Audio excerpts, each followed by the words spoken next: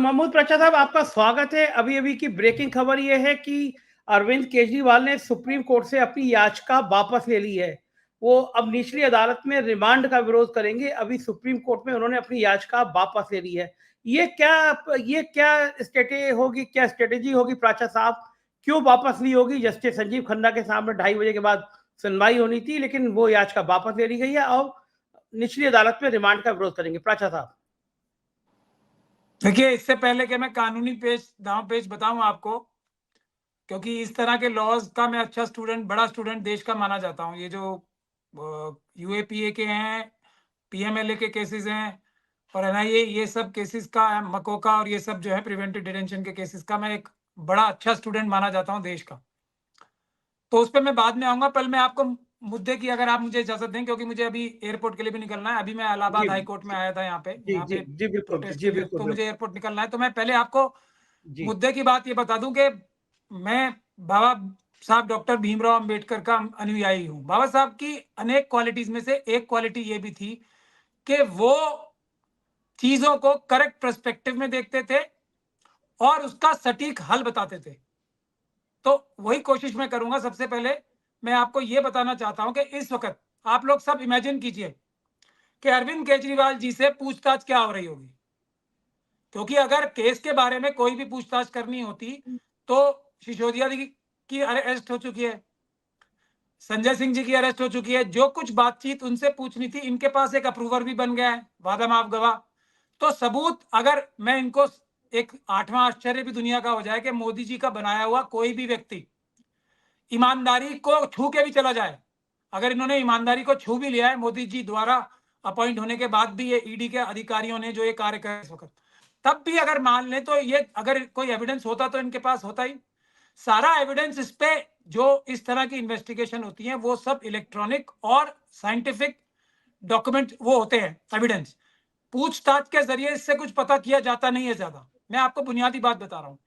तो इस वक्त आप सब लोग ये 100% मान लीजिए कि ईडी वाले सिर्फ एक ही सवाल पूछ रहे होंगे कि क्या अरविंद केजरीवाल जी आप एनडीए ज्वाइन करेंगे या नहीं करेंगे, तो ये वाला रास्ता, नहीं करेंगे तो ये वाला रास्ता। इसके अलावा कौन सी पूछताछ हो रही होगी, आप मुझे ये बता दीजिए। ये है सटीक बात। एक एग्जाम्पल है बीआरएस का भी, है कि नहीं है? अब इससे ज्यादा मैं प्रत्यक्ष किम प्रमाणम के बारे में क्या बोल सकता हूं। अरविंद केजरीवाल जी से सिर्फ एक ही बात पूछी जा रही होगी इस वक्त कि तुम भारतीय जनता पार्टी ज्वाइन कर रहे हो या नहीं कर रहे हो, तुम एनडीए ज्वाइन कर रहे हो या नहीं कर रहे हो। और कुछ सवाल जवाब पूछने की जरूरत ही नहीं है। अब मैं कानूनी विषय पे आ जाऊं, जो मुझसे पहले आपके जो वो बोल रहे थे हमारे मित्र। देखिए, जो इसमें स्टैट्यूटरी बेल का प्रोविजन है ना 167(2), वो ईडी के केसेस पे भी, पीएमएलए पे भी लागू होता है। लेकिन जो बेईमान ऑफिसर्स होते हैं वो क्या करते हैं कि 90 दिन के अंदर अंदर केस की चार्जशीट फाइल नहीं करते, आधी अधूरी चार्जशीट फाइल कर देते हैं ताकि दोनों पर्पस सॉल्व हो जाए। अगर 90 दिन के अंदर, अब ये क्या कह रहे हैं अरविंद केजरीवाल जी के लिए कि हमारी इन्वेस्टिगेशन पूरी नहीं हुई, और इन्वेस्टिगेशन हमेशा केस की होती है, किसी एक इंडिविजुअल आदमी की नहीं होती। हमारी इन्वेस्टिगेशन पूरी नहीं हुई, इसीलिए अरविंद केजरीवाल जी को गिरफ्तार करना पड़ रहा है हमें। और 90 दिन के बाद ये स्टैट्यूटरी बेल की एकदम एब्सोल्यूट बेल मिल जाती है अगर चार्जशीट फाइल ना हो। तो दोनों बातें सुन लीजिए आप, हमारी इन्वेस्टिगेशन पूरी नहीं है और उसके बावजूद हमने एक चार्जशीट फाइल कर दी सिर्फ इसलिए कि हम मनीष सिसोदिया जी की और संजय सिंह जी की बेल अपोज कर सके, ताकि उनको बेल ना मिल जाए 167(2) सीआरपीसी में। अगर ये ईमानदारी का एकदम सबसे ऊंचा मैार नहीं है तो क्या होगा? अब ईमानदारी को कुछ लोग बेईमानी भी पढ़ सकते हैं। ये काम कौन कर रहा है? ये काम हो रहा है अमित शाह जी और मोदी जी के डायरेक्ट वर्ड हस्त से, उनके डायरेक्ट इशारे से। ये एक देश की प्रीमियम इन्वेस्टिगेटिंग एजेंसी काम कर रही है, और वो प्रीमियम इन्वेस्टिगेटिंग एजेंसी ये भूल गई है कि चाइना और पाकिस्तान की जासूस हमारे देश में इलेक्टोरल बॉन्ड के जरिए हजारों करोड़ रुपए का घपला करके पता नहीं ड्रग स्मगलिंग कराई है। पुलवामा में उसके क्या कनेक्शन है? 4000 किलोमीटर जो चाइना से जगह लेने की बात, छीनने की बात करती है चाइना से, वो जो सुब्रमण्यम स्वामी साहब करते हैं, मोदी जी डरते हैं चाइना से ना, उसके बारे में इन्हें कोई चिंता है। अरविंद केजरीवाल जी को बीजेपी ज्वाइन कराने के लिए उनकी बाह मरोड़ने की चिंता है। यह है सटीक बात बाबा साहब डॉक्टर भीमराव अंबेडकर की। प्राचा साहब, ये जो साजिश है कि कांग्रेस का खाता सीज कर दो, क्षेत्रीय दलों के प्रमुखों को, मुख्यमंत्रियों को जेल भेज दो। इसका जनमानस में क्या रिएक्शन रहेगा? आप भी ईवीएम की इतनी बड़ी लड़ाई लड़ रहे हैं, लगातार आप संघर्ष कर रहे हैं, सुप्रीम कोर्ट के इतने सीनियर लॉयर हैं, इन सब बातों का जनता पे क्या असर होगा, आपको क्या लगता है? ये सब जुर्रत, ये सब बेईमानी करने की, भारत के संविधान की धज्जियां उड़ाने की, बल्कि एक तरीके से उसको नष्ट करने की हिम्मत मोदी जी, अमित शाह जी और आरएसएस में, इसलिए बीजेपी में इसलिए आ रही है कि उन्हें पता है उन्हें जनता की नाराजगी और खुशी से कोई लेना देना ही नहीं है। उनको जीतना सिर्फ और सिर्फ ईवीएम से है। इसीलिए मैं बार बार सभी पॉलिटिकल पार्टीज को अब भी बोल रहा हूं कि मेहरबानी करके छोटे छोटे लालच में आके इलेक्शन लड़ना मेरे ख्याल से इस वक्त उचित नहीं है। हमारे भी कई साथी, हमारे एक आंदोलन को धक्का भी लगा है अभी हमारे एक दो साथियों की वजह से, लेकिन हम फिर रिग्रुप होके दोबारा इसको बड़े लेवल पे उठा रहे हैं। क्योंकि समझ लीजिए, एक भी ममता बनर्जी जी सेफ नहीं है, मायावती जी सेफ नहीं है, अखिलेश जी तो बिल्कुल सेफ नहीं है, राहुल गांधी जी सेफ नहीं है, शरद पवार जी सेफ नहीं है। ये कोई कानून थोड़ी इस्तेमाल कर रहे हैं, किसी को भी किसी तरीके से भी तंग कर सकते हैं।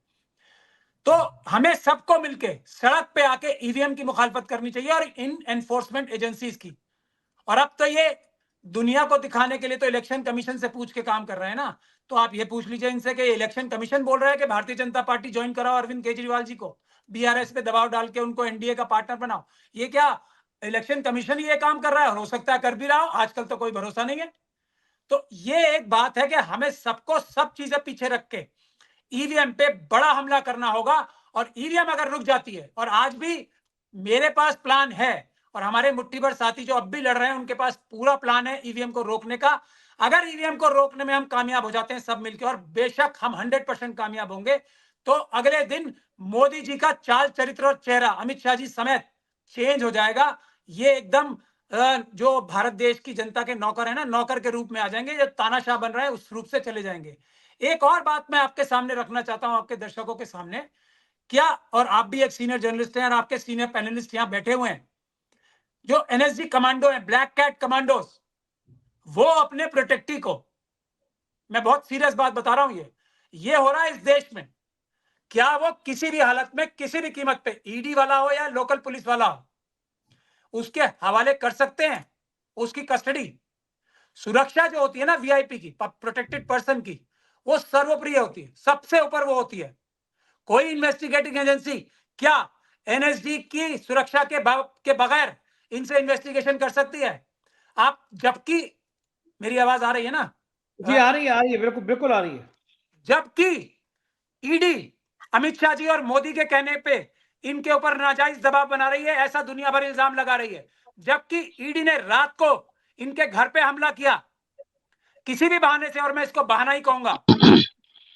ऐसी कौन सी तूफान आ रही थी रात को पकड़ने की? तो क्या जो ब्लैक कैट कमांडोज हैं वो अपनी ड्यूटी कर रहे हैं? उनकी सबकी नौकरियां बर्खास्त होंगी, और वो एक दिन होंगी। अगर एनएसजी के कमांडोज और उनके जो डायरेक्टर्स हैं वो मेरी बात सुन रहे हैं, तो अब वो डॉक्यूमेंट भले ही क्रिएट कर लें इस बात का, लेकिन वो अपने प्रोटेक्टेड पर्सन को छोड़ नहीं सकते जब तक के उनके पास वो एनएसजी सिक्योरिटी है। कुछ भी हो जाए, ना कोई आतंकवादी उन्हें छू सकता है, ना कोई पुलिस वाला। ये भी एक इतनी बड़ी जो एक कानूनी अड़चन है। मैं आपको ये बता रहा हूं कि इस देश में हो क्या रहा है। मोदी जी जिसको फोन करते हैं, अमित शाह जी जिसको फोन करते हैं, वो कुछ भी करने को तैयार हो रहा है। और ईडी का बैकग्राउंड है, एक बहुत बड़ा बैकग्राउंड है ईडी का। आपके सब सीनियर पैनलिस्ट और आपके जो हमारे जो लोग जानते हैं ईडी के पुरानी हरकतों के बारे में, तो एक समय था जब यहाँ इनका ऑफिस था, लोकनायक भवन में, खान मार्केट में। वहां से कितने लोगों को ऊंची ऊंची बिल्डिंग से 7वीं या 8वीं मंजिल पे इनका ऑफिस था, मार के फेंक दिया गया। ऐसे इल्जाम इनके ऊपर रोज लगते थे, इसी ईडी के ऊपर। ये भी सत्य है। तो अब आप बताइए, उसी ईडी से जिसका बैकग्राउंड ऐसा है, उस ईडी को वहां भेज के अरविंद केजरीवाल जी को और बाकी लोगों को उठा के, अब ईडी के ऑफिसर्स क्या कह रहे होंगे? यही तो बता रहे होंगे कि सन इतने में हमने यहाँ पे 2 लोगों ने आत्महत्या की थी। आत्महत्या नहीं की थी, यही बता रहे होंगे ना वो। अब आप सोच सकते हैं क्या किया होगा। लेकिन ऊंची ऊंची बिल्डिंगों से कूद के ईडी की कस्टडी से लोग मरे हैं, ये तथ्य हैं। बहुत सारे लोग अगर चाहें तो वो इसको नेट पे जाके ढूंढ के निकाल भी सकते हैं। ऐसी दुर्दांत एजेंसी को एक्सटॉर्शन करने के लिए मोदी जी और अमित शाह जी ने भेजा है। तो इसका क्या मतलब है? देश में जनता को सड़क पे आना चाहिए। और मैं अब ये कह रहा हूं, मैं तो अभी आ रहा हूं दिल्ली, हम ईडी के ऑफिस का घेराव करेंगे, सब बातें बाद में है। इलेक्शन कमीशन और मोदी जी और अमित शाह जी के घर का घेराव करेंगे, और पूरे देश में जहां जहां ईडी के ऑफिसेज हैं, मैं पूरे देश से आपके माध्यम से आह्वान करता हूं, एक भी ईडी का ऑफिसर इलेक्शन जब तक नहीं हो जाते, ये सब बेईमानी कर रहे हैं और दबाव में है। ईमानदार होते तो गोयल साहब की तरह इस्तीफा दे देते या लंबी छुट्टी पे चले जाते। कुछ लोग गए भी हैं और कुछ लोग मेरे भी टच में है ईडी के, मैं आपको बता दूं। तो वो भी हमसे जो बोल रहे हैं, तो मैं उन जो लोग ईमानदार ईडी के अंदर है, मैं बोल रहा हूं छुट्टी ले लो, आप इलेक्शन तक छुट्टी ले लो। कोई आसमान नहीं टूट रहा है।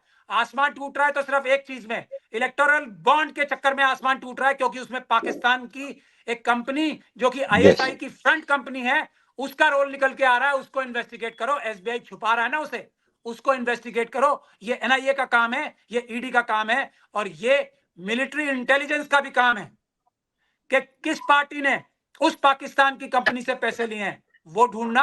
और पुलवामा के आसपास अगर वो किसी और पार्टी ने लिए होते, मेरा ये एक इन्फॉर्म्ड गेस है, मैं अंदाजा लगा रहा हूं, किसी भी और पार्टी ने, आरएसएस और बीजेपी के अलावा या उनके टच के अलावा किसी भी और पार्टी ने ये पैसे लिए होते, तो अब तक सबसे बड़ी खबर देश की नहीं दुनिया की आरएसएस और बीजेपी बनवा चुकी होती अब तक।